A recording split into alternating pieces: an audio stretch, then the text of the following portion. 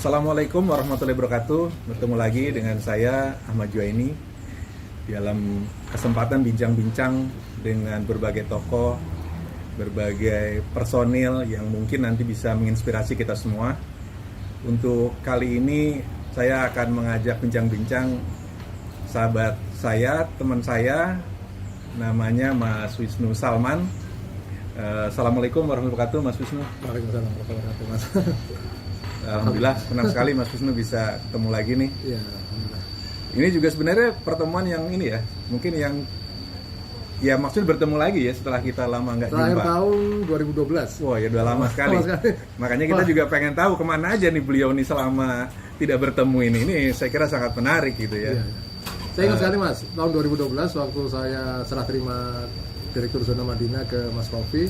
Waktu itu saya bilang di sambutan saya itu ke teman-teman yang hadir waktu itu, saya bilang semoga saya bisa hadir kembali ke Dompet Bapak tapi sebagai donatur waktu itu. Saya bilang gitu waktu itu. Oh iya. Itu cuma omongan biasa. Alhamdulillah ternyata kesampaian ya hari ini ya. Insya Allah kesampaian. Amin. Oke baik. Jadi karena meskipun mungkin juga ada yang mungkin sudah pernah tahu, tapi juga banyak penonton video ini yang belum tahu ya siapa Mas Wisnu itu. Karena itu kita mulai dengan bertanya, Mas Wisnu ini lahirnya di mana sebenarnya? Lahirnya di Pasuruan, Jawa Timur. Ya. Waktu itu bapak saya kan bekerja di pabrik tekstil. Pabrik tekstil, dia sempat ditugaskan oleh PT Industri Sandang 2 yang pusatnya di Jakarta, di Patal Senayan tuh. Beliau disekolahkan di Jepang, terus pulang dari Jepang dia ditugaskan untuk membangun instalasi mesin tekstil di Patal Grati Pasuruan. Waktu itu bapak saya nikah, kenal sama dengan seorang, dia kos di sebuah rumah yang ternyata ibu kosnya itu punya anak ibu saya itu, ada kenalan, ada nikah, ada jadilah saya gitu Pak. Bukan di Cirebon? Cirebon tuh masa SMA. Oh gitu ya. Ya karena bapak saya itu pindah-pindah ya, akhirnya saya pindahlah ke Cirebon. Ya, jadi kalau dari masa kecil tuh kalau pakai dikira-kira itu masuk tergolong keluarga yang hidup cukup atau memang kurang miskin atau masuk berlebih dalam secara masyarakat pada waktu itu gitu. Bapak saya kan sekolah di Institut Teknologi Tekstil. Iya. Sekarang namanya Sekolah Tinggi Teknologi Tekstil. Dulu sebutannya tekstilnya di ITB gitu loh. Nah, tapi ITB kan ada tekstil kan, adanya ITT. Nah, saya sekolah di situ. Nah, dari segi pendidikan bapak saya terusnya pintar dan pernah sekolah di Jepang. Cuma masalahnya bapak saya tuh kurang mampu manajemen keluarganya, jadi berantakan ekonominya. Gitu. Tapi jadi secara umum bisa dikatakan cukup lah ya, atau menengah ya. Cuma pernah juga berantakan. Karena masalah utang piutang gitu. Iya. Tapi Mas Wisnu masih tinggal sama kedua orang tua sampai SMA? Masih, ketika SMP masih, tapi ketika SMA bapak saya pindah di Bandung karena Bandung itu kan pusat tekstil di Indonesia ya. Betul. Nah, ketika dipindah ke Cicalengka Bandung, saya kan dari dulu selalu obsesi untuk yang terbaik. Ketika SMA itu saya mikir kalau saya sekolahnya nggak di SMA 3 Bandung, saya nggak mau. Oke. Saya waktu itu terimanya hanya di SMA 5. Tapi saya walaupun SMA 5 bagus juga, tapi saya kalau di satu kota itu warga nomor 2 saya nggak mau, tapi ini warga nomor 1 gitu. Akhirnya saya mikir SMA 1 Cirebon, di mana karena saya tinggal. Walaupun SMA 1 Cirebon mungkin masih bagusan SMA 5, tapi kalau di kota itu saya dipandang warga nomor 1 untuk SMA-nya. Akhirnya saya sekolah situ.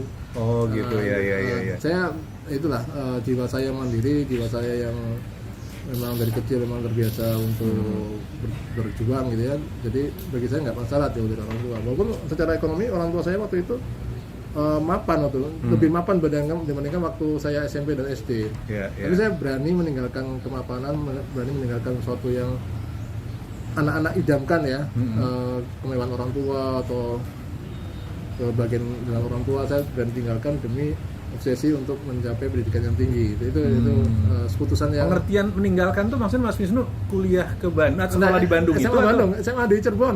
Oh, SMA di Cirebon. SMA aja saya berani meninggalkan pisah dengan orang tua. Oh, gitu. Iya. Meninggalkan SMA Cirebon Meninggalkan orang tua untuk sekolah di SMA 1 untuk sekolah di Cirebon. SMA di Bandung. Nah, SMA 1 Cirebon. Tetap SMA Cirebon. Kenapa? Bapak Waktu di itu Bandung. Oh, tinggal di Bandung tapi SMA di Cirebon. Nah, karena saya di Bandung Kebalik, biasanya orang-orang tuh pengen SMA di Bandung malah. karena nggak terima di SMA 3. Oh, gitu. Terimanya di SMA 5. Oh, saya nggak baru mau. ngerti saya. Iya, iya, Ya kan iya. kalau misalkan saya datang ke SMA 5, SMA di daerah apa tuh? Belitung ya. Iya, iya, tahu. Itu kalau itu ada SMA 3. Bener. Nah, kamu SMA 5. Iya, Ada SMA iya, 3. Kan ada perasaan itu saya nggak mau. Oh, jadi pengennya selalu yang the best lah di kota Best, itu iya. ya. Jadi- Makanya mending ke Cirebon SMA 1 gitu. Iya, gitu. Kalau Oh, orang lihat baru ngerti saya. base-nya SMA 1, orang udah ini semua, ada Iya, apa ya, iya, iya, iya. minder semua lah. Iya, iya, iya. Walaupun SMA 1 masih bagus SMA 5 Bandung ya. Betul, betul, betul, Itu betul. dari dulu Secara grade nasionalnya iya, lah iya. gitu ya. Jadi dari situ aja bisa terbayangkan bahwa dari masih SMA, masih umur 15 tahun saya tuh sudah berani mengambil keputusan untuk Iya. meninggalkan kemewahan atau kebahagiaan dengan orang tua demi suatu cita-cita tinggi yang saya pandang itu suatu keputusan yang mengorbankan Iya, iya. kebaikan seorang anak dengan orang tua ya. Tapi saya berani mengambil itu karena saya demi obsesi saya ke depan. Hmm. Nah, waktu SMA di Cirebon itu ataupun pokoknya masa muda lah sebelum kuliah, Ya. apa satu pengalaman yang pernah dialami atau pernah menjadi sesuatu yang sangat penting dalam hidupnya Mas Wisnu waktu itu apa yang dialami? SMA. Iya, waktu SMA atau kenangan apalah mungkin yang masih diinget di SMA yang paling berkesan gitu? Ya. Ya ketika SMA sih saya rutinitas dari berangkat rumah orang tua nenek saya itu ke SMA 1 tuh saya harus lewat sawah dulu. Sawah jauh. Jalan kaki? Jalan kaki lewat pemantang sawah ya. Jalan kaki sekitar hampir sekilo. Terus kemudian sampai aspal jalan raya saya naik elf elf yang mikrobus Iya, ya. iya, elep. Terus naik lagi angkot sampai 2 kali. 2 kali kendaraan sama jalan kaki ya. jalan kaki. Itu saya berangkat jam 5 kurang jam 6 kurang seperempat udah berangkat. Jadi jam setengah 6 saya udah sampai sekolah gitu. Jadi Berarti jauh dong lokasinya jauh, kalau ya, gitu. iya, Rumah dengan SMA 1 Cirebon iya, itu ya. Waktu itu kan belum zonasi ya. Iya, iya, iya, iya. Jadi emang anak-anak terbaik yang masuk SMA 1 dari mana-mana itu. Kalau yang lain banyak yang kos di situ. Kalau saya Iya, nggak mau iya, karena masih bisa ini lah pulang pergi gitu. Iya, iya, iya, iya. Nah, gitu. Ya, itu rutinitas saya emang berangkat sekolah pulang langsung pulang lagi nggak pernah main-main. Iya. Dan saya nggak punya uang jajan berlebih jadi Iya. nggak ada budget saya untuk yang aneh-aneh lah ya. Jadi pulang sekolah Iya. belajar pulang maghrib ke tajuk tuh musola ya. Iya, tajud musola. Dan ya seperti itu rutinitas saya dan saya menikmati itu dan jadi Iya, iya, memang iya. dari dulu tuh memang terbiasa untuk menikmati rutinitas yang mungkin orang lain membosankan ya, tapi bagi Iya. saya itu sudah terlatih dari dulu menjalani sesuatu yang seperti itu gitu. Iya, iya, iya. Makanya tidak heran kalau misalkan sampai sekarang nulis buku atau kuliah lagi bahkan Iya, S2 iya, di Teknik Lingkungan IGB sekarang sedang studi sekarang. Itu kok betah sih ya karena memang kalau melihat sejarahnya dulunya memang ya masuk akal ya. Iya, iya. Biasa seperti itu saya itu. Oke, Iya. oke. Nah, kemudian kan kuliah di ITB ya. Iya. Kalau nggak salah jurusannya perminyakan ya dulu ya. Pertambangan. Sorry. Tapi sebelumnya kan ada lagi cerita kan. Nah itu, ada cerita dulu sebelum Iya. itu apa? Cerita apa yang mau diingat gitu? Ya saya kan ketika saya memang sangat menguasai matematika ya. Matematika itu bagi saya kesukaan saya dan saya pernah ikut cerdas cermat matematika juga di Tingkat apa itu? Wilayah 3 Cirebon. Wilayah 3 Cirebon. Dan kecepatan saya dalam mengerjakan soal matematika itu cepat sekali lah gitu. Jadi nggak heran ketika itu PTN waktu tahun 93 itu saya diterima di waktu itu sayangnya Teknik Kimia ITB nggak terima saya waktu itu. Terima di Unpad Farmasi. Iya. Nah, terus terima di STAN Sekolah Tinggi Akuntansi Negara. Ini tahun berbeda atau di tahun itu juga Tahun masih? itu juga. Oh, tahun itu juga. Di Farmasi Unpad, di Sekolah Tinggi Akuntansi Negara, terima di Sekolah Tinggi Teknologi Tekstil, itu di Bapak. Iya. Terus sama Pilot Merpati waktu itu. Terima juga? Terima juga. Wah, Nah, tapi banyak saya banget yang ambilnya yang STAN. Oh, yang STAN malah yang diambilnya? Yang Merpati saya tinggalkan karena masih ada 9 kali tes lagi. Iya. Saya ikut STAN aja. Farmasi saya tinggalkan. karena bagi saya ya saya itu juga saya nggak mau di kota itu ada ITB tapi saya kalau di Unpad. Iya. Akhirnya saya di STAN itu Luar biasa nih, Mas Wisnu nih. STAN itu akhirnya setahun saya nggak cocok dengan saya dipajak Pak. Waktu itu. Ya, Sudah lulus STAN-nya waktu itu? Nggak, setahun.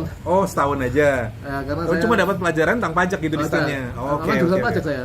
Jurusannya jurusan pajak di STAN-nya. Oke. Ya pajak karena saya di situ kan tahu ya bahwa orang profesi pajak tuh misalkan orang, terus kemudian juga profesi yang juga nggak disukai juga, dan kan ada hadis pembahasan tentang masalah pajak juga.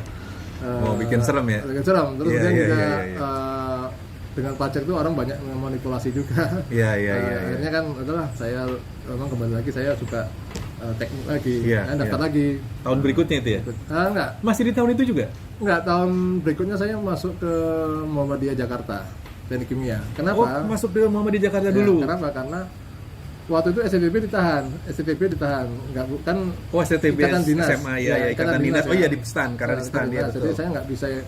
Cuma saya nggak niat DO Pak, nggak niat DO STAN. Saya masih ingin lulus, tapi ternyata IP saya nggak memadai. IP saya cuma 2,34. Berarti benar-benar udah nggak seneng banget itu. Seneng banget. Akhirnya saya DO. Saya itu nangis-nangis, ibu saya, bapak saya marah-marah, tapi sudah saya terus ibu saya nanya, kamu mau sekolah di mana? Mama mau turutin sekolah, kamu sekolah di mana? Mau turutin gitu. Akhirnya saya bilang mau teknik kimia mah, terus pak teknik kimia. Teknik kimia yang ada di Jakarta ini hanya mau di Jakarta yang saya pandang paling bagus di Cempaka Putih. Saya hanya sekolah di situ. Di situ saya seorang dosen ya, karena sering ngajarin anak-anak swasta di situ yang tingkat 1, tingkat 2, tingkat 3 pelajaran kalkulus pada nggak bisa semua mereka. Saya ajari mereka. Nah, IP saya waktu itu 3,5 gitu. Luar biasa ya. Dan saya ikut lagi waktu itu, ikut lagi baru terima di ITB. Jadi Mas Wisnu termasuk orang yang pengen selalu berada di prestasi terbaik ya. Sekolah itu kan yang terbaiknya, jadi nggak mau yang nomor 2-nya itu luar biasa itu. Oke, jadi keterima di pertambangan ITB. Tapi kalau boleh tahu pada waktu itu motivasi memilih pertambangan itu apa ya? Waktu itu Mas Wisnu? Saya sukanya tadi kimia. Suka kimia. Sebenarnya suka kimia ya. Saya kan nulis buku kimia pelajaran. Gitu sempat ya. Pada waktu SMA itu? Enggak, waktu sudah kuliah. Udah kuliah. Itu bukti kecintaan saya sama kimia. Saya tulis buku kimia kelas 1, 2, dan 3. Sukanya kimia sama matematika, tapi waktu itu yang ada peluang untuk tulis buku ya hanya kimia waktu itu. Dan saya lihat, saya waktu itu daftarnya teknik kimia sama teknik pertambangan. Karena teknik kimia murni kimia banyak kan. Saya kenapa nggak ngambil kimia murni, karena masa depannya kimia murni nggak terlalu bagus saya pikir, karena jadi scientist kan. Saya lebih suka yang teknik, yang saya pikir banyak uangnya lah, kan di pabrik industri kan. Akhirnya saya milih teknik kimia. Cuma saya milih pilihan 2-nya apa ya? Yang pilihan 2 yang bukan kimia, tapi bukan bernama kimia, tapi ada banyak kimianya. Saya milih pertambangan. Gitu. Tapi kodarullah kok terimanya di bidang pertambangan, pilihan keduanya. Gitu. Akhirnya saya kuliah pertambangan. Nah, kemudian kan lulus. Nggak kerja di pertambangan, dunia pertambangan waktu lulus gitu. Itu ada cerita lagi. Jadi waktu itu kan saya ada penjurusan ya, ada eksplorasi, tambang umum, sama metalurgi. Nah, saya ambil metalurgi waktu itu karena yang paling banyak kimianya itu metalurgi. Cuma di situ ternyata persaingannya tinggi sekali. Dunia kerja waktu itu. Zaman saya itu banyak yang agak sulit posisi di metalurgi, persaingannya tinggi sekali. Akhirnya saya merintis usaha bimbel di belajar. Saya dapat brand manajemen kalbu. MK ya, bimbel MK. Bimbelnya MK. Ya, jadi saya diperbolehkan setelah presentasi di manajemen MK Corporation. Akhirnya dibolehkan pakai nama MK. Jadi yang membuka bimbel MK itu Mas Wisnu malah? Saya sama teman saya, 3 teman saya. Pernah denger ya? Iya benar. Tahu lah MK, bimbel MK ya tahu lah. Itu saya waktu itu. Cuma waktu itu saya ya gitu, prinsip saya ini Mas, saya tuh nggak pernah lama menekuni satu profesi yang saya pikir di situ kurang bagus untuk saya. Nah, jadi saya langsung beralih ke profesi yang lain. Gitu. Iya. Saya mencoba di situ kok saya kok nggak berkembang ya, pendapatan saya kok minim sekali, susah gitu. Nah, waktu itu akhirnya saya sudah punya anak waktu itu, kan waktu kuliah sudah punya anak dan nikah. Oh gitu. Iya. Jadi nikahnya di Tingkat 4. tingkat 4. Nikah, Oh iya. Itu akhirnya saya mikir harus kerja nih. Saya akhirnya melihat Republika. Di situ ada lowongan untuk kerja di Dompet Duafa. Nah, Kok ketarik gitu? Dari orang pertambangan ketarik ke Dompet Duafa itu gimana sebenarnya? ya saya ambilnya di ini Dompet Duafa karena ada bagian teknik ya, bagian general affair. Betul, saya betul. itu agak bau teknik lah itu. Betul, Saya betul. ambil itu karena saya pikir masih nyambung itu. Iya. Saya nggak mikir ini cocok dengan ilmu saya atau enggak, karena Iya, saya iya. berpikir sederhana saja bahwa saya butuh masukan, Iya, butuh iya, biaya iya. untuk anak-anak. Betul, Akhirnya saya betul. ambil keputusan untuk daftar. Betul. Dan waktu itu di interview sama Mas Eri, Nah, Mas Herman, Mas Iya. Torik. Ya itu waktu itu. akhirnya keterima lah. Mas Pani Hadi ya. Iya. Terima ya. Berapa lama di Dompet Duafa itu waktu itu? Merintis karir sebagai kabak umum 3 tahun, terus setengah tahun sempat sama Mas Ahmad di staf program setengah tahun. Iya. Kemudian manajemen Bedopa memutuskan saya untuk jadi direktur LPM. Iya. Jadi 3,5 tahun langsung jadi direktur LPM, 5 tahun, terus 2 tahun di zona Madinah. Ya, jadi sekitar 7 tahun ya ada ya? 10 tahun. 10 tahun malah ya di Dompet Duafa. 10 tahun di Dompet Duafa. Iya. Nah, apa sih pengalaman yang paling penting atau diserap ya dari Dompet Duafa selama 10 tahun itu apa buat Mas Wisnu? Ya, selama 10 tahun itu saya banyak tahu tentang masalah bagaimana mengelola lembaga sosial, bagaimana suatu kegiatan sosial itu tidak hanya dikerjakan sambil lalu atau sambilan, tapi ini dikerjakan secara serius, secara profesional. Ada teknik-teknik tertentu yang harus dikuasai. Itu saya belajar banyak di situ. Dan Kayak manajemen proyek ya, kayak gitu ya. Iya. dari situ saya belajar banyak, dan ya itulah pengalaman luar biasa. Saya secara pribadi memang suka dengan dunia sosial, di dunia filantropi, karena memang Allah takdirkan bagi saya itu memang ada karakteristik atau profil orang yang memang mudah kasihan, mudah tersentuh, terus senang bantu. Karakteristik itu ada pada saya. Ada orang yang memang nggak ada seperti itu, ada. Betul. Saya ada karakteristik empati yang baik itu ada. Jadi itu tuh modal plus buat saya tuh di situ. Iya. Nah, terus kemudian memulai bisnis itu sendiri saat Dompet Duafa masih aktif Dompet Duafa, atau betul-betul setelah berhenti Dompet Duafa itu gimana? Permulaannya bisnis itu gimana? Iya, waktu itu saya terserang ya, waktu tahun ke-8 di Dompet Duafa, saya tuh memutuskan untuk menikah lagi. Oke. Menikah lagi dengan alumni IDB juga waktu itu. Wow, iya. Terus kemudian menikah lagi, terus di situ saya pandang saya harus kalau di Dompet Duafa terus, saya nggak mungkin saya bisa hidup lebih gitu. Iya. Karena ada 2 rumah tangga yang sudah mulai dihidupi. Saya paham bahwa Dompet Duafa itu emang murni pengabdian, saya nggak mungkin bisa lebih dari itu. Betul. Jadi saya harus bisnis, Nah, nggak mungkin saya ini terus. Jadi saya putuskan bisnis waktu itu. Saya putuskan ambil bisnis bidang transportasi. Itu. Ya, waktu itu ini ya buka Sarental kalau salah ya? Ya, Armada Aman. Oh, Armada Aman. Iya. Itu mengolah sampai 50 unit mobil. 50 unit mobil. Ya. Jadi itu sudah berkembang sangat baik sebenarnya dengan 50 kendaraan. Saya udah punya bisnis mobil, kemudian juga punya bengkel juga. Karena kalau bisnis transportasi harus ada bengkel juga. Iya, sekalian ya. Jadi bisnisnya buat ngebantu mobil-mobilnya juga, buat masyarakat gitu. Iya, bisa itu. Iya. Cuma sayangnya memang saya belum pengalaman ya, dan banyak mafia juga. Hanya 3 tahun usaha saya jatuh. Waktu itu sudah sangat sibuk sekali ya, sehingga saya memutuskan untuk resign dari Dompet Duafa tahun 2012. Iya. Sekarang udah karena semakin banyak kegiatan bisnisnya, pada akhirnya resign dari Dompet Duafa. Saya berulang kali kalau dicari siang itu nggak pernah ada. Iya. Jadi mau kerja atau mau bisnis nih, saya nyerah deh, saya nggak lagi kerja deh, saya resign waktu itu tahun 2012. Iya. Tapi kalau boleh tahu kan waktu itu sudah berkembang sangat baik tuh ya sampai 50 kendaraan, punya usaha bengkel juga.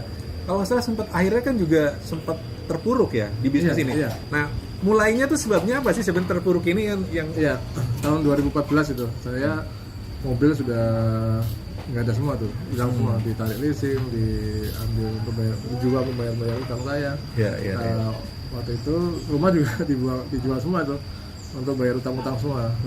Saya punya rumah waktu itu 4, mobil yang 10 itu juga mobil orang semua. Ada mobil orang semua, ada mobil saya juga. Jadi ada mobil titipan juga ya. Mobil saya 18 yang 18 yang miliknya Mas Wisnu, sisanya titipan dari semacam orang lain yang ingin sharing usaha ya. Akhirnya tahun 2012 saya nggak punya apa-apa.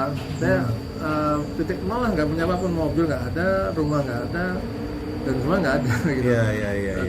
Dan disitulah saya nulis buku di sini ya. Ini buku saya, bukunya. Di sini buku. Silakan kalau mau beli ya, buat teman-teman yang nonton video ini. Kalau mau baca buku ini juga boleh beli, nanti cari. Ya, makasih. Di situ saya sampai mengalami masa-masa yang kelam ya, sampai mohon maaf ya, saya pernah disekap orang 2 kali. Disekap karena disekapnya gimana? Bayar utang. Iya. Jadi saya sampai disekap. Berapa hari? Berapa lama atau berapa hari? Cuma 20 juta ya utangnya itu. Tapi disekap. Sekap 2 kali, orang yang berbeda. Cuma karena disekap tuh gimana sih? Dimasukkan ke suatu ruangan gitu? Rumah. Oh, di rumah. Terus saya nggak boleh keluar dari rumah itu? Iya, saya suruh nyari uang supaya saya bisa bayar utang itu. Loh, nyari uang di dalam rumah itu kan nggak bisa? Diantar kemanapun. Oh gitu, pengertian disekap tuh begitu. Iya. Jadi akan diikuti kemanapun, pokoknya untuk nyari uang, untuk membalikan uangnya itu gitu. Gitu. Terus gitu. Saya itulah mengalami ya sekap ya, namanya dipukul di ini pernah saya alami juga ya. Gitu ya. Pengalaman yang luar biasa yang saya dapatkan. Ketika dipukul gimana maksudnya? Ya terima aja karena memang ayam itu akibat kesalahan gitu. Iya. Ya itu tapi sempat berdarah nggak? Nggak. Oh, nggak sampai berdarah ya? Itu kezaliman orang lain yang mungkin Allah kenapa berikan saya karunia luar biasa pada hari ini, mungkin ya karena saya menerima kezaliman banyak waktu itu. Dan mungkin Allah balas apa yang saya terima dengan saat ini mungkin ya. Iya. Tapi Mas Wisnu maafkan kan yang waktu itu ada yang memaafkan atau ada yang nggak dimaafkan? Nggak ketemu lagi. Nggak ketemu lagi. Oh iya. Nggak, maksud saya karena video ini siapa tahu ditonton oleh orang yang pernah mukul Mas Wisnu gitu. Saya udah bayar juga utangnya. Oh gitu ya. Nah tapi di kondisi yang terpuruk tuh pernah nggak sampai level kayak ya Allah, ini hidup saya udah sedemikian parah ini, apa memang takdir saya itu memang akan hancur seperti ini? Pernah terpikir sampai seperti itu? Saya yang 2 kali itu pernah sekali saya dibebaskan oleh polisi. Dibebaskan oleh polisi? Maksudnya gimana dibebaskan oleh polisi? Waktu itu sangat dramatis ya. Ketika saya disekap itu sampai istri saya itu HP saya itu disimpan di suatu tempat. Tapi saya tahu HP saya itu disimpan di lemari itu. Ketika dia lengah, saya lari ke HP itu. Saya langsung sendlock, atau pakai BlackBerry ya. Nah iya. Sendlock di mana saya berada. Gunanya untuk apa di lock? Agar saya bisa dicari di situ. Oh gitu. Jadi maksudnya mengundang orang-orang yang nyari itu agar datang di lokasi itu? Saya mengirim ke istri saya. Oh gitu. Maksudnya biar istrinya tahu di mana? Di sana. Oke. Dari bekal itulah istri saya datang situ sama bawa polisi. Di situ. Loh, yang bawa polisi malah istrinya? Iya. Nah, saya sama yang melaporkan kalau bukan istri. Oh gitu. Iya. Ini istri yang 1 apa istri yang 2 waktu itu? Yang ketiga. Oh yang ketiga waktu itu ya. Itu boleh nggak? Kenapa istrinya akhirnya melaporkan gitu maksudnya? Kalau boleh tahu. Ya rasa sayang sama suami ya. Oh Dan gitu. takut kehilangan, takut ada apa-apa ya. Oh gitu. Jadi maksudnya melindungi sebenarnya. Iya kan. Melaporkan untuk melindungi ya. Karena banyak yang nyari tadi. Disekap itu tahu dia. Oh gitu. Dan tahu. Ngerti saya mengerti sekarang konteksnya. Iya. Jadi dia mengejar polisi untuk mengejar itu menemukan saya itu. Iya. Ya akhirnya saya lepas waktu itu. Lepas, kemudian ya waktu itu saya berpikir ketika sudah selesai masalah itu saya harus segera bangkit. Tapi saya nggak tahu bangkitnya bagaimana caranya. Tapi sebelum sampai bangkit, renungan apa atau keadaan apa ya semacam titik baliknya itu yang kemudian saya harus bangkit gitu. Nah tapi peristiwa apa yang membuat Mas satu lagi tadi kan saya polisi ya. Iya. Satu lagi bagaimana cara lepas saya. Iya. Nah, yang kedua itu saya ketika saya itu di mobil, mobilnya dikunci. Oleh orang yang nyekap juga. Orangnya sedang mobil pulsa. Iya, Dia iya. berjalan kaki agak 100 meter dari mobil itu. Iya, iya. Ketika dia sedang lengah, saya buka mobil, pintunya saya langsung lari sekuat tenaga sampai saya sendalnya sampai terlempar semua. Dan saya nggak ada taksi lewat, saya buka pintu taksi, Iya. saya langsung masuk ke dalamnya dan langsung Udah sembunyi kayak gitu. ini film-film Iya, Hollywood luar kabur biasa. itu Iya, ya. betul. Film-film. Saya Luar sampai biasa. masih ingat itu, dan Itu yang lihat yang itu ngejar akhirnya. dia baru sadar, kabur langsung dia lari cari mobil-mobil yang itu, tapi mobil saya udah lewat duluan. Nah, saya masih ingat, cuma saya lupa nama supir taksi siapa itu. Nah, masuk ke mobil taksi itu mau ke arah kemana waktu itu? Saya minta aja tolong antar saya ke arah Ciputat. Oh, Ciputat aja pokoknya. Ya, saya mau ke arah Parung. Ke arah Parung. Iya. Iya, iya. Saya turun di Ciputat dan saya masya Allah bapak itu mengikhlaskan untuk tidak bayar. Siapanya? Saya nggak bayar taksi karena nggak ada uang Oh, saya. karena nggak uang. Iya, benar Iya. benar tadi taksi tadi. Akhirnya gimana dong supir taksi itu? Ya mengikhlaskan dan simpati sama saya. Entahlah, kenapa dia nggak mengira saya itu penjahat ya? Iya, iya, iya, iya, Kok gini. mengira bahwa saya itu korban. Oh, gitu. Iya. Kan bisa aja takut. Misalnya kan. nggak sampai nanya KTP atau apa enggak ya? Langsung Diihlasin aja? Iya. Tutup di bawah. Waduh, supir taksi nih yang So, nonton kalau saya, nonton. kalau bapak itu nonton, saya Terima kasih. ingin Ya. bertemu dan saya ucapkan jazakallahu khairan dan semoga Allah balas kebaikan bapak. Masya Allah, luar biasa nih buat supir taksi yang pernah membawa Mas Wisnu saat mengalami itu. Tahun 2012 Pak, mungkin 2012. Bapak kalau ingat itu mungkin itulah saya. Iya, iya, iya, iya, iya, iya, iya. Iya. Masya Allah. Kalau boleh tahu supir taksinya itu supir taksi apa? Bluebird atau Bluebird. apa? Bluebird ya, Bluebird. Oke, ini hanya buat nambah inisial aja bahwa waktu itu taksinya itu gitu. Dan itu kemudian pertanyaan yang Mas sampaikan tadi. Iya. Rombongan atau ketika titik baliknya di mana? Saya kan akhirnya kan menghubungi semua teman-teman. Iya, iya. Saya kan dulu di Salman ITB ya. Betul, Salman betul. ITB.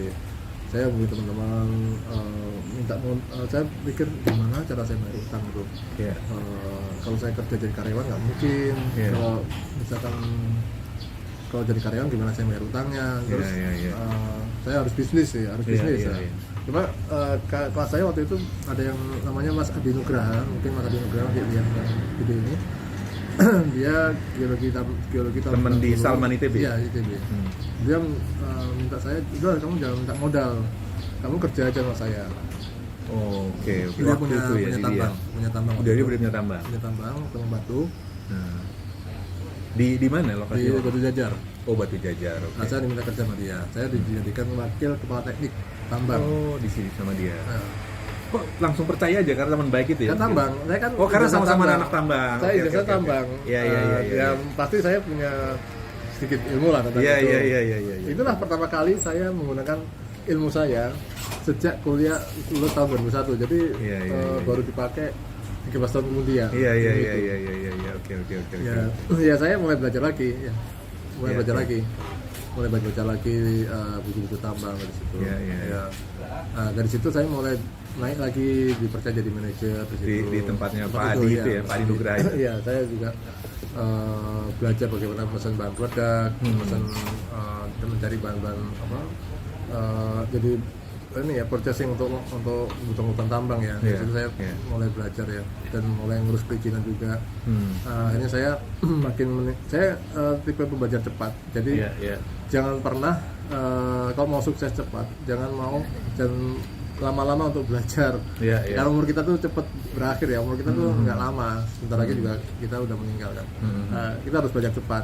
Jadi ketika sudah nyaman di situ, saya segera berpindah untuk cari yang lain, tantangan lain. Saya Iya, iya. ada peluang untuk jadi kepala teknik tambang di Tasikmalaya.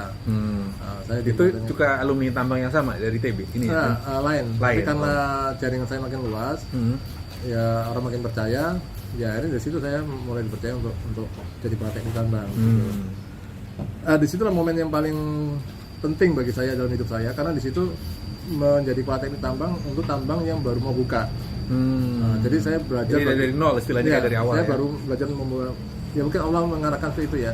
Saya belajar membuat dokumen tambang, Iya. saya belajar ngurus perizinan tambang. Dan sekali lagi saya katakan jangan jadi pembelajar yang lambat ya. Kalau mau sukses ya harus cepat. Mungkin kita nggak menguasai banget, tertinggal-tinggal tapi nggak masalah. Iya, iya, Sambil iya, belajar iya. aja gitu. Karena doing ya. Iya, Jadi iya. belajar berjalan gitu loh. kalau misalkan kita terlalu ingin menguasai dulu baru bergerak itu akan lama, kita habis usia kita gitu. Nah, jadi saya memutuskan untuk mulai mendirikan usaha konsultan tambang. Tapi sebelumnya saya sempat ada kerjaan lagi. Saya ngurus izin tambang rakyat di Papua, di Dambramo Raya, Papua. Itu atas pekerjaan dari siapa maksudnya? Ya karena makin dikenal saya sebagai seorang yang piawai dalam ngurus perizinan, dari mulut ke mulut, jadi orang rekomendasiin saya untuk ngurus izin tambang. Kebetulan senior juga di ITB juga. Untuk ngurus izin tambang, saya digaji per bulan tuh 25 juta per bulan. Di luar penginapan di Papua, terus makan semuanya ditanggung, pesawat semua ditanggung. Nah, itu kemudian 25 juta tuh untuk biaya. Tapi saya harus hidup di hutan. Oh gitu. Di hutan yang karena tidak bisa perintisan tadi ya. Tidak bisa ditinggal, nggak bisa komunikasi dengan keluarga, harus komunikasi dengan pesawat ini sama HP satelit. Susah. Jadi ya itu mungkin pengorbanan yang saya lakukan waktu itu. Saya di situ setahun aja mas, setelah itu saya ditawar lagi untuk kerja lagi di situ lagi. Tapi saya pikir saya udah mulai enak nih usaha bisnis konsultan tambang. Tapi saya mau nanya juga Mas Wisnu geser dari tadinya bekerja di perusahaan tambang, akhirnya memilih jadi konsultan tuh apa pertimbangannya apa pada waktu itu? Karena nama saya udah makin dikenal di para pegiat tambang. Saya sudah dapat sebulan tuh bisa puluhan juta, masukan saya bisa ya 10 juta, 20 juta. Bantuin lah ya perusahaan-perusahaan tambang itu ya. Terus tadi yang tawaran untuk gaji di Papua 25 juta gitu tuh bagi saya udah menarik lagi karena kerja di hutan yang saya susah untuk komunikasi dan klien saya udah nggak bisa hubungi saya lagi, ya saya mending lari, nggak menerima lagi. Saya bilang mau, tapi saya minta gaji 40, saya bilang. Saya nggak mau. Jadi saya memutuskan untuk bisnis bisnis sendiri di konsultan pertambangan. Oh gitu ya. Awalnya di situ awalnya. Jadi tapi setelah itu berarti fokus di konsultan itu ya? Iya. Keluar dari semua perusahaan. Iya. Jadi saya makin dikenal orang. Saya nggak kemampuan saya itu getah tular aja. Jadi orang dari mulut ke mulut, ini saling merekomendasikan dari situ awalnya. Ya mungkin itu pasti tolong Allah itu ya, karena bisa seperti itu karena Allah memberikan jalan ini ke Wisnu aja gitu. Jadi di situ lah mulai banyak orang percaya gitu. Tambah masih kayak gitu. Kalau jadi perusahaan di konsultan tambang ini sampai sekarang masih? Iya, tapi sejak awalnya kan tambang aja ya. Sejak tahun 2019 saya mulai mengembangkan ke lingkungan. Oh, ke lingkungan tuh gimana Mas? Ngurus AMDAL, UKBL, perizinan lingkungan. Jadi perizinan lingkungan kan sekarang harus ada dokumen Rintek, Rincian Teknik Limbah B3, kemudian praktek limbah cair, praktek emisi udara. Jadi memastikan bahwa udara itu setelah operasi tambang itu seberapa besar dampak ke lingkungan udaranya itu, untuk emisi udaranya itu. Kemudian juga itu perling ya, ada perling terus jual lingkungan untuk melalui UKPL. Untuk yang perusahaan besar, kapasitas besar itu harus pakai AMDAL. Dan untuk AMDAL itu harus orang yang bersertifikasi. Alhamdulillah saya bersertifikasi AMDAL, kemudian untuk versi AMDAL, dan saya juga bersertifikasi untuk ini namanya praktek limbah cair.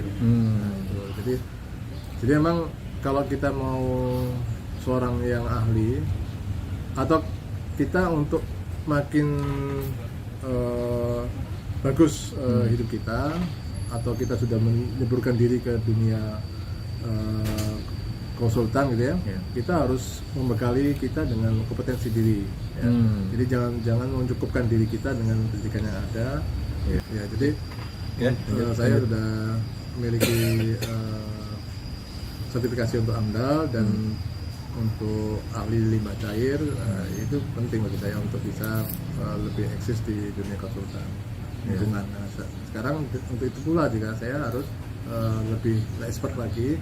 Makanya saya mengambil studi di teknik lingkungan di ITB. Oh, sekolah lagi sekarang. Iya, sekarang teknik ITB ya. S2 di ITB ya? Iya, ya itu saya bilang tadi, saya nggak mau sekolah di sekolah biasa saja. Iya.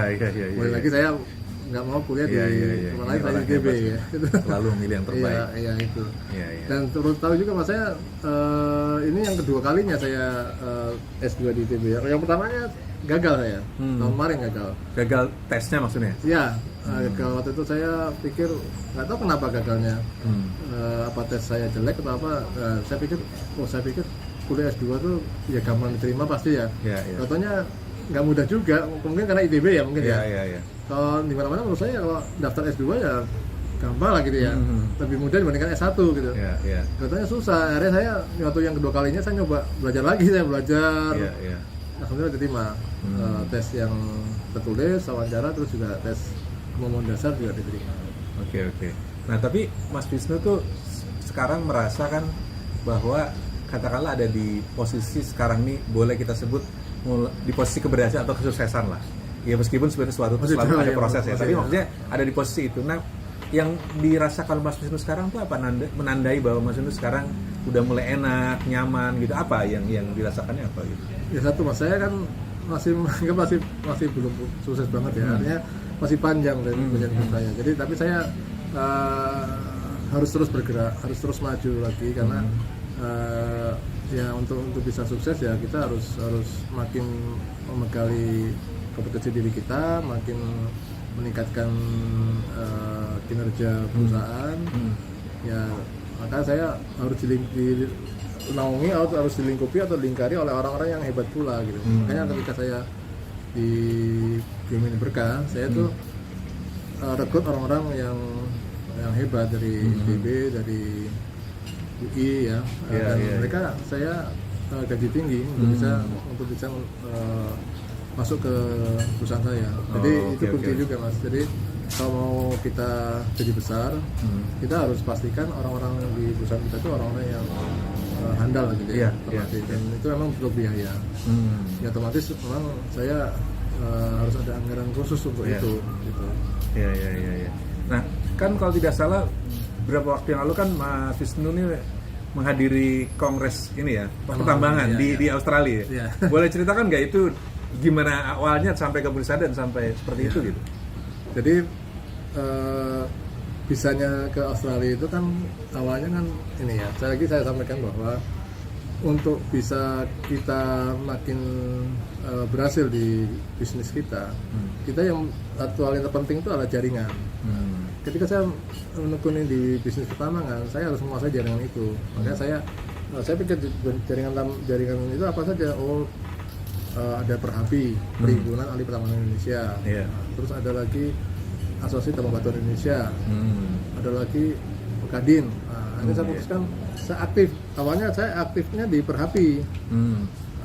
Perhapi. Awalnya dari anggota biasa sampai sekarang jadi sekretaris di Perhapi. Kemudian dari situ karena melihat keaktifan saya dan juga perlu diketahui juga bahwa saya itu bukannya orang hebat sekali, tapi saya selalu ada waktu gitu. Ya Allah luar biasa memberikan kemampuan saya karunia itu. Kok saya ada waktu, yang lain nggak ada waktu. Orang lain tuh berpikir organisasi itu suatu yang buat apa gitu, nggak ada gunanya, ngabisin waktu, terus nggak ada uangnya gitu ya organisasi itu. Nah, tapi bagi saya kok saya suka itu pak, dari dulu suka itu. Jadi saya dijadikan direktur eksekutif di Asosiasi Tambang Batu Indonesia. Situ. Terus kemudian melihat keaktifan saya di Perhapi, di Kadin, di Asosiasi Tambang Batu Indonesia, akhirnya saya diutus Perhapi. Karena apa? Karena yang lain kalau diutus nggak pernah mau, nggak pernah datang gitu. Yang diutus orang yang mau gitu, yang ada waktu. Betul. Akhirnya saya yang bukan orang pintar, yang biasa aja gitu, diutus ke Kadin. Bukan saya pintar, tapi karena ada waktu gitu. Sekarang saya bergaul dengan orang-orang yang itu. Akhirnya mereka melihat, ya katanya sih mungkin banyak waktu, terus saya juga sedikit memiliki kompetensi. Akhirnya saya dijadikan wakil ketua komisi tetap Minerba di Kadin.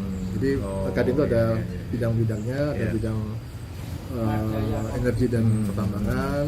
Saya ini ada Komtab Minerba, saya jadi wakil ketuanya di situ.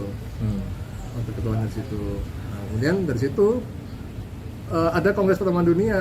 Saya baca di tahun 2022 saya terima email dari Perhapi bagi yang ingin ikut Call of Paper ya, lomba nulis lah kayak lomba karya ilmiah. Nah, saya termasuk orang yang rajin. Setiap ada event-event saya ikut gitu. Nulis ngirim-ngirim abstrak gitu ya. Nah, saya di Perhapi 4 kali berturut-turut saya selalu abstrak saya diterima untuk tampil di nasional ya. Nah, saya nyoba ini internasional nih, Nah, saya mengambil judul tentang masalah emisi udara di kegiatan pertambangan. Saya iseng daftar, kok Allah diterima gitu tulisan saya. Nah, jadi akhirnya saya diterima dan saya akhirnya ke Australia. Tapi ketika saya tahu ke Australia, orang Berapi, orang Adbi, ya udah kalian masuk jadi delegasi Indonesia lah, wakil Indonesia di sana kalian sekalian gitu. Ya itu sejarahnya awalnya itu. Iya. Tapi pernah nggak sih waktu kecil gitu pernah mimpi akan hadir di kongres seperti itu dan kemudian bicara wakili suatu organisasi profesi usaha gitu? Iya. Ya kalau waktu masih SD itu saya udah memimpikan untuk bidang teknik, insinyur. Kan kalau zaman dulu kan mau jadi insinyur, dokter, polisi. Saya nggak pernah memiliki dokter, insinyur gitu. Profesi berharga itu insinyur. masyarakat. Tapi saya nggak tahu insinyur apa. Ya dari dulu memang insinyur dari waktu SD itu. Terus kemudian ada pun bicara-bicara itu tampil di internasional apapun ya nggak pernah berpikir seperti itu. Cuma memang ada karakter di saya itu selalu tampil yang terbaik, percaya dirinya luar biasa. Ya tahu sendiri lah kalau anak ITB apalagi ya. Masalah kemampuan nanti dulu. Yang penting pede dulu. Betul. Pede dulu, yang penting tampil dulu. Masalah gagal atau ini nanti dulu lah. Yang penting pede dulu. Ya seperti itulah yang buat saya tampil sana kemarin ya lebih ke PD-nya sih. Ya bahasa Inggris saya juga belepotan tapi ya lebih aman langsung bicara aja. Orang ngerti nggak ngerti. Tapi saya dari situ mulai berpikir Mas, wah enak juga ya bicara di internasional, orang menghargai. Terus kemudian kok saya lihat orang yang lain kok bicaranya enak didengarnya. Kok bahasa Inggrisnya kok enak sekali, apa namanya didengarnya. Kemudian juga ada orang yang responnya bagus, berarti kan dipahami bahasa Inggris ya gitu. Kemudian saya jadi pengen, wah saya berarti harus kayak gini nih. Nah itu yang buat saya tuh harus bercita-cita untuk pengen tahun depan atau secepatnya untuk bisa sering tampil dengan bisa berbahasa Inggris di forum-forum internasional. Saya harus rajin nulis di jurnal-jurnal terkemuka ya untuk masa pertambangan. Dan saya akan list jurnal terkemuka di pertambangan apa saja. Saya harus pernah masuk ke situ. Sehingga ketika baca CV, ketika saya nanti bicara di Kongres Pertemanan Dunia tahun 2026 nanti di Peru, 5 di kota 5 Peru, saya akan dibacakan CV saya itu pernah nulis di jurnal ilmiah ini berapa kali ya gitu. Luar biasa. Itu visioner terus maksudnya hidupnya. Tapi kalau kita nggak pernah tampil seperti itu kemarin kan kita nggak pernah merasa cukup dengan itu kan. Tapi kalau kita udah pernah ya sekarang dengan bahasa Inggris belepotan, terus juga orang nggak ngerti denger atau nggak, orang nggak ada yang bertanya lah waktu saya presentasi. Lebih aman penting tampil kan. Terus sudah.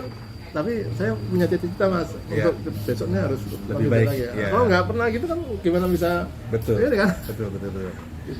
Dan yang penting harapan saya bisa menginspirasi orang lain. Yang minimalnya anak cucu saya kan senang. Oh bapaknya cucunya kakek saya pernah tampil gitu kan. Iya. Ini mah ada videonya lah. Iya. Oh iya. Mas Visu kalau nggak salah sekarang juga mendirikan lembaga sosial juga ya. Itu gimana tuh? Ini panggilan dari mana lagi nih? Ya saya sampaikan tadi kan bahwa karakter saya Allah berikan karunia saya itu ini ya empati yang bagus. Kalau lihat orang tuh mudah kasihan, tersentuh. Cuma saya tuh belajar di doa apa itu. Jadi kalau sesuatu tuh harus dikelola dengan baik, harus ditangani dengan profesional. Makanya saya pikir saya harus punya lembaga, karena lembaga itu bisa mengelola dengan baik apa yang saya inginkan. Kedua, bisa jadi ini apa namanya contoh buat yang lain untuk meniru apa yang pernah saya lakukan. Kalau misalkan tidak ada monumennya, tidak ada suatu yang kelembagaan, maka orang juga sulit menirunya. Dan saya juga ingin menjadi lembaga sosial yang berbasis pertambangan. Itu yang saya inginkan. Baru. Jadi orang-orang kan banyak pertambangan tuh tidak berpikir itu, dan banyak mereka tuh untuk masalah-masalah sosial atau pemberdayaan atau CSR itu hanya untuk kewajiban semata, kewajiban ke SDM aja, harus ada kegiatan seperti itu, ada foto-foto udah cukup gitu ya. Betul. Itu harus disadarkan mereka bahwa kita perlu untuk lebih berbuat lebih dan dengan membuat program, tidak hanya sekedar saja gitu. Tidak sekedar memberikan uang CSR begitu aja, gitu. Tapi betul-betul komitmennya sampai mengembangkan lembaganya ya. Jadi Mas Wisnu itu diapresiasi nih para penonton video nih dalam kegiatan kebudayaan sosial, makanya dimuat di majalah Filantropi ini kelihatan seperti ini. Jadi kalau misalnya teman-teman mau baca juga bisa nanti dicari di majalah Filantropi. Oke, Mas Wisnu, ada 2 lagi yang saya pengen tanyakan. Itu yang pertama, apa yang menurut Mas Wisnu itu menggambarkan bahwa yang paling menyenangkan dalam pengalaman hidupnya Mas Wisnu ini, yang paling berkesan buat Mas Wisnu itu apa? Pengalaman yang paling berkesan, yang baik maksudnya, yang membuat Mas Wisnu itu berasa bersyukur atau merasa bangga apa gitu selama sepanjang hidup ini? Ya, saya bersyukur ya bahwa kita itu dimudahkan oleh Allah dalam hidup saya itu. Kalau ingin sesuatu kok Allah mudahkan gitu loh. Yang saya ini kenapa saya syukur itu ya, ketika saya tes IPB S2 terima, saya ingin apa namanya punya lembaga sosial diterima, terus kemudian saya bisa apa namanya banyak hal pencapaian saya yang Allah mudahkan. Itu bersyukur sekali, dan saat ini pun ya misalkan ya dari hal yang awal gitu ya, kita kelas balik dulu atau saya di Debedova, saya kan ditugaskan di LPM, skalanya nasional gitu ya. Tapi ketika ditugaskan ke zona Madinah, saya mikir kenapa saya pikir pindah ke zona Madinah ya, ke lingkup yang kecil gitu ya. Ternyata oleh Allah tuh dipindahkan sini karena ada jodoh saya di sini gitu. Masya Allah. Jodoh saya, jadi istri ketiga saya itu ternyata sekretaris saya. Selalu ada hikmah ya? Iya, ada sekretaris saya di situ. Nah, jadi saya nih kayak istri ketiga saya ini awalnya dari situ. Ya, itu rahasia. Artinya jangan pernah berburuk sangka dengan kepada Allah atas apa yang telah dituliskan. Betul. Jadi harus bersyukur. Dan pernah juga saya tuh ketika zaman susah itu pernah saya segala profesi pernah saya lakukan. Saya pernah jadi sales kecantikan, sales produk kecantikan, produk MLM yang orang berjualan. Saya pernah jadi sales itu, pernah jadi sales MB juga, pernah jadi supir taksi online. Tapi saya nggak pernah lama. Ketika saya merasa bahwa supir taksi online 2 bulan itu ternyata tidak membuat saya tuh makin baik ekonominya, saya segera tinggalkan. Jadi jangan pernah berburuk sangka terhadap satu profesi. Mungkin bagi orang lain itu jelek, tapi bagi kita bagus mungkin. Waktu itu zaman taksi online zaman dulu tahun 2016 itu banyak orang yang bisa umroh, karena waktu itu zaman itu luar biasa.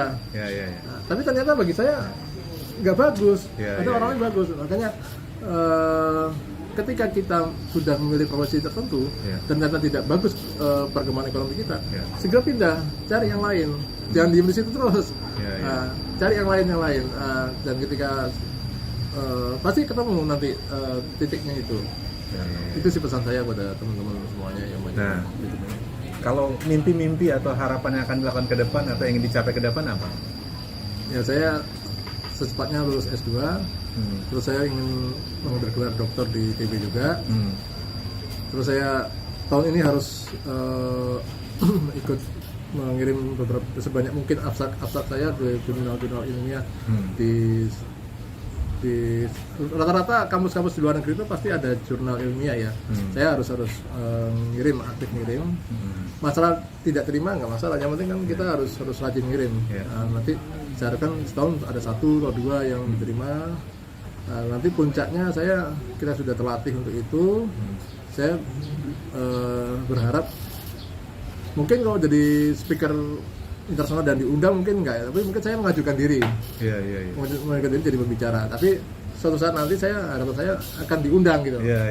Betul. Diundang ya. Tapi untuk jadi diundang itu kan harus mencapai level tertentu ya, yang orang mengakui bahwa oh ini orang rajin nulis jurnal ilmiah, ini orang aktif ikut kongres, itu bisa jadi diundang. Dan saya juga makin ketokohan saya di forum pertama di Indonesia makin tinggi, makin bagus. Itu yang buat saya itu makin akan menjadi speaker yang diundang nantinya. Itu harapan saya ke depannya seperti itu. Baik.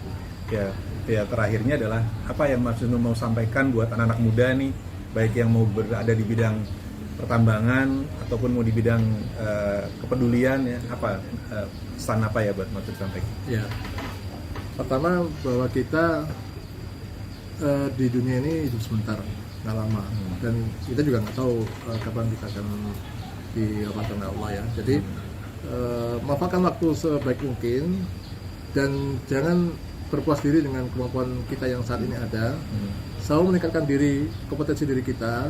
Jangan sering mengikuti pelatihan-pelatihan atau training-training yang mungkin akan bersertifikasi dan itu butuh biaya. Tapi makanya ketika kita ada uang masuk, dianggarkan sedikit, ditabung untuk bisa ada anggaran untuk men-skill up diri kita. Karena dengan itu makin menjadikan kita makin bernilai gitu. Itu penting kalau mau maju, kalau mau jadi orang biasa saja itu terserah, itu pilihan hidup sih. Silakan mau jadi orang biasa saja, tapi ya jangan harap mau dihargai orang-orang dengan lebih. Jadi kalau mau jadi orang lebih bernilai ya harus men-skill up diri kita, rajin untuk ikut training, pelatihan seminar atau kalau mungkin ya pendidikan lagi S2 dan S3 dan harus ada motivasi untuk jadi yang terbaik. Jangan jadi orang yang biasa saja. Itu yang pesan saya pada yang anak-anak muda yang ada. Baik, terima kasih Mas Wisnu atas obrolannya yang inspiratif ini. Mudah-mudahan nanti banyak manfaatnya buat semua yang nonton ya video ini. Dan semoga Mas Wisnu juga semakin sukses, hidupnya semakin berhasil dan semakin diberkahi oleh Allah Subhanahu wa taala. Baik para penonton sekalian, obrolan kita telah berakhir di sini. Semoga juga ini menginspirasi buat para penonton sekalian, bermanfaat buat para penonton. Kalau video ini bermanfaat, jangan lupa subscribe, like, dan komen. Dan insya Allah kita bertemu di video-video selanjutnya. Terima kasih. Assalamualaikum warahmatullahi wabarakatuh.